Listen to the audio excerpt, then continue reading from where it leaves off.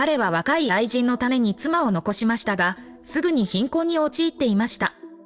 Sophia was standing by the mirror. A thin, almost transparent figure, more like a teenager than a woman.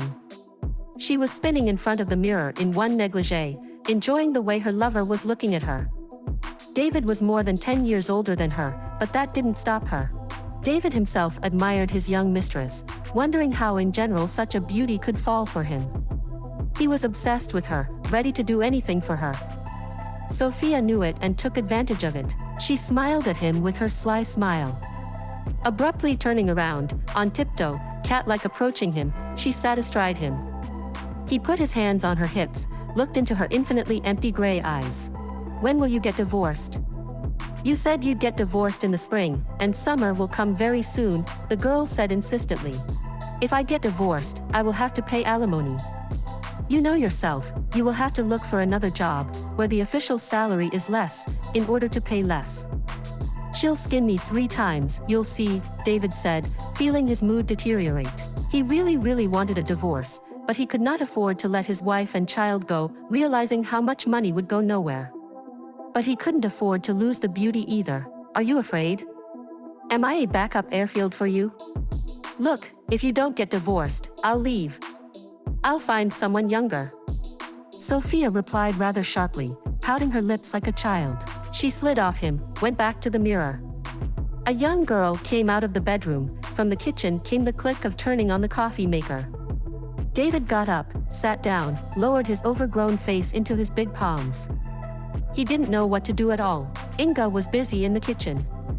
She just came home from work, picked up the baby from kindergarten. A child screamed in the living room. The woman immediately threw a kitchen towel with which she was wiping her hands, went to watch her son throw a tantrum because he did not like the house he had built out of cubes. The crisis of 3 years blossomed in all its glory. Inga is insanely tired of such a life. She loved her son very much. She would give anything for his happiness. But it was hard for her to carry the whole life, finances, speech therapists and other joys of the happiness of motherhood. When there was a knock on the door, the baby instantly calmed down. He was distracted, assembling a new design again. Inga looked through the peephole and saw a pretty young girl. The woman opened the door. I'm your husband's mistress, she said right from the doorway. Inga was taken aback. She stared at the full lips, huge gray eyes framed by fluffy black eyelashes.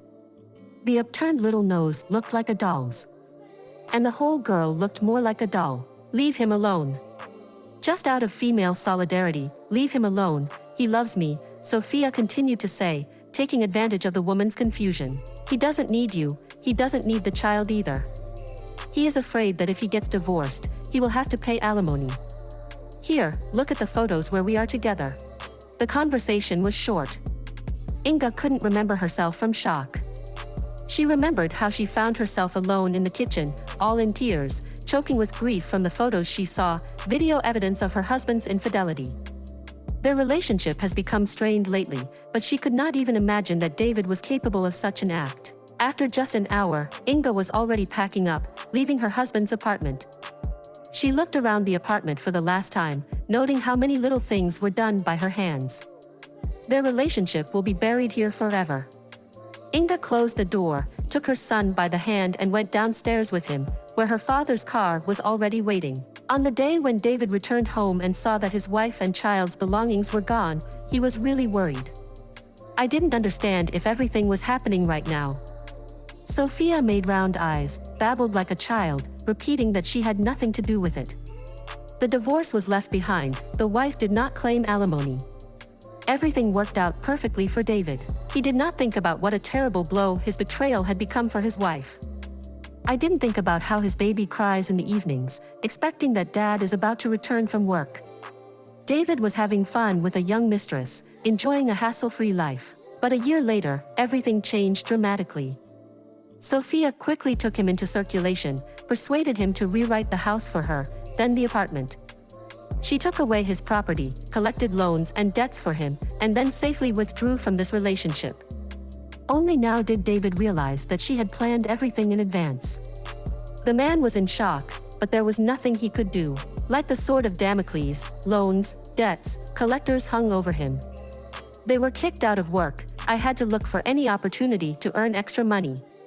When he was finally invited to an interview for the position of a cleaner, he hesitated for a long time. It was too low a fall for him. But there was no choice. I had to go to the place where they were supposed to get him a job. When David entered the room, he froze. His ex-wife was standing at the bar. She gave some valuable instructions, pointed to documents. The bartender addressed her to you, nodded at her every instruction. Inga walked past her ex-husband without recognizing him at all. Plump, flabby, covered in worn clothes, he looked different than when he was married to her. And the fact that she didn't recognize him was a terrible blow to him. "Come on, I'll walk you out," said the receptionist girl, escorting him into the corridor. "And who is this woman?" he asked, deciding not to miss the opportunity. "The owner of our cafe chain. It is unlikely that you will see her again. She rarely looks in," the receptionist said, pointing to the door to David. After leaving the room, he went outside. David was hired as a cleaner. Now he will clean the floors while his ex-wife, who once sat on his neck, enjoys owning an entire chain of cafes. After all, she didn't even recognize him, and she herself became so prettier that it was hardly possible to recognize in her the same unhappy woman who had been locked up in maternity leave for days. David was terribly angry, but this anger was no longer of any use. He trudged home because there was no money for a minibus. Now he lived in a tiny rented room in a tattered dormitory, because there was no money for anything else anymore. Thanks for watching. Don't forget to subscribe to the channel. Your support is very much needed.